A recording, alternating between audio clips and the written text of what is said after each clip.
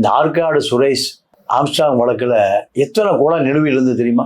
17 கொலை. ஒரு எவிடன்ஸ் கூட இல்லையா? ஒரு முறை கூட அவனுக்கு ஆயுள் தண்டனை கொடுக்க முடியலையா? ஒருக்கா கூட தூக்கு கொடுக்க முடியலையா? இப்ப 17 உயிர்களுக்கு யாருங்க பொறுப்பு?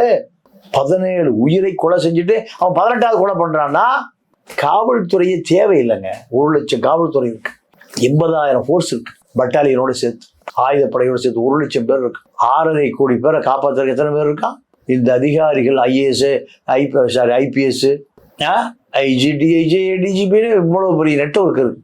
காவல்துறையே காப்பாற்ற முடியாம தப்பி ஓட வேண்டிய நிலை இருக்குன்னா இதே காவல்துறை தவறுதான். இப்படி இவ்வளவு தூரம் வளர்ந்துருப்பான். காவல்துறையுடைய தவறுன்னு சொல்றீங்களா சார்? காவல்துறையினுடைய தவறு மட்டும்தான் இல்ல அதிகாரங்கள் அவங்களுக்கு கொடுக்கக்கூடிய உரிமங்கள், காவல்துறை தனி சுதந்திரத்தோட செயல்பட்டுச்சு அப்படின்னா அவங்களால குற்றங்களை தடுக்க முடியும். அந்த இடத்துல அரசியல் தலையீடு இருக்குன்ற குற்றச்சாட்டு வைக்கப்படுதுல்ல சார்? இல்லங்க, அரசியல் ஏன்னா கவர்மெண்ட் மாறினா கூட அது அந்த கவர்மெண்ட்டுக்கு ஏற்ற மாதிரி காவல்துறை செயல்படுது அப்படின்ற குற்றச்சாட்டு வைக்கிறாங்க. அது நிரந்தர உண்மைதான். அதாவது என்னன்னு கேட்டீங்கன்னா,